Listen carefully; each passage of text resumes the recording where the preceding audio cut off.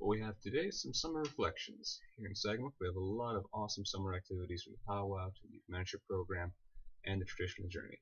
I'm going to take some time to talk about Earl Lambert's contribution to our community this summer. Earl Lambert, for those who haven't met him, is an inspirational storyteller. He had a rougher childhood than most would, enduring poverty, alcohol addiction, and the death of numerous family and friends by suicide. He was going down a path of destruction. Instead of continuing along, he broke that cycle and now speaks to communities, inspiring others to do the same. This summer, he spent a month in Sagamok helping coordinate the local youth mentorship program. I've been working with the community for since I believe it was last August for the first Heart Conference that I attended, and I guess the staff had saw that I'd established a good rapport with a lot of the youth, so they had brought me back for National Aboriginal Addictions Awareness Week in November, where I did 7 presentations in 2 days, one in a high school, one in the Bidabin elementary school, one at the daycare, one with the Right to Play program, and the other one with the MESH program. And they were all a success, and this established a better connection with the community members as a whole. So this year they brought me back for our conference in March again, and we did emotional strength training, and it turned out to be a huge success. The turnout, the youth had a lot of fun, a lot of them left feeling motivated and inspired, and so they had asked me when I came back for that if I was interested in possibly organizing and coordinating the youth mentorship program this year. All right. And after some thinking, because I've been flying around everywhere, right, and sitting in one spot for 5 weeks really wasn't that appealing to me. But my love for Sagamok, the community, the staff, and the youth here was really the motivating force behind that. I love the community. I think it's the community as a whole is just a very what's the word I'm trying to find? Very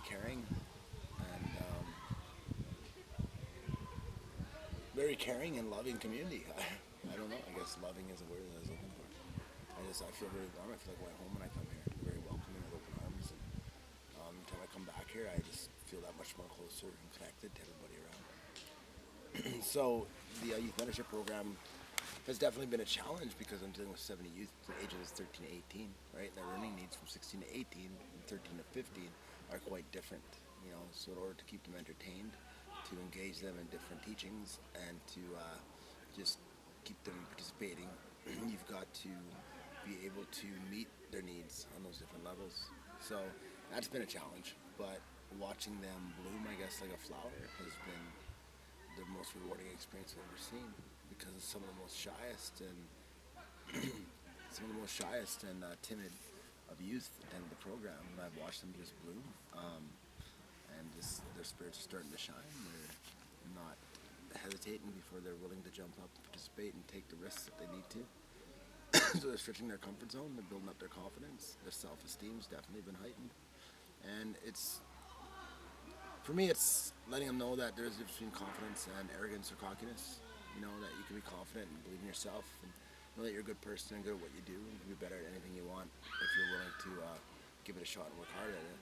But arrogance and conceit is believing that you're better than other people around you, that you're better at what you do, and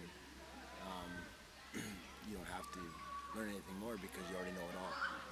And what I see from a lot of these youth is that they're all teachable. They have a great degree of humility. A lot of them just want to be believed in, they want to be understood, they want to be heard, they want to be listened to. They've all got needs that they want to have fulfilled or met. And it's me who facilitates that process every day, where I'm learning from them and seeing where I can fill in that niche and perhaps touch on those areas that maybe the service providers are missing out on, or their parents at home.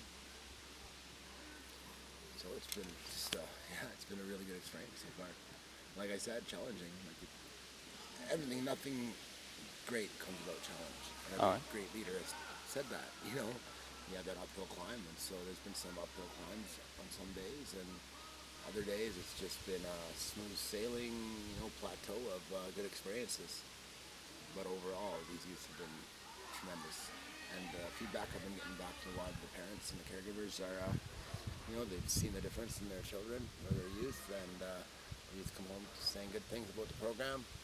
The feedback we got yesterday on the video was that they have never ever experienced a youth mentorship program like this, and they've attended before. And when I leave, it lets me know that the Creator is obviously guiding me in a good way, right, to do what I've probably meant to do here with Sagamok for the past next 5 years. Yeah, so I think for the most part, what I want to focus on is the philosophy has 4 pillars to it, and one of them is my history, where we come from, the Anishinaabe creation stories, the Sagamok history, the family tree. Who they are as a proud Anishinaabe Ojibwe. We do have others from other nations within the group too, but just being proud of who they are as a First Nations or as an original person, as original people. And number 2 is create that vision for the future, their educational goals, their dreams and their aspirations, their ambitions, to believe in themselves and know they're worthy of anything that they want and desire in life. And the 3rd pillar is what's going to take them there. Education. They need that in their toolbox to survive in a Western world. It's today's buffalo. I heard that on the 8th Fire once, and it's true.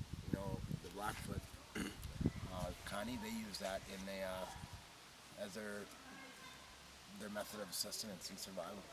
The buffalo is highly dependent on, or for them to live, for warmth, for all the different tools that they needed to hunt to live. And so it's today's buffalo, and if they want to survive out there in the real world, and if they want to move forward in a good way and achieve what they want in life, they need their education. But the 4th pillar is culture.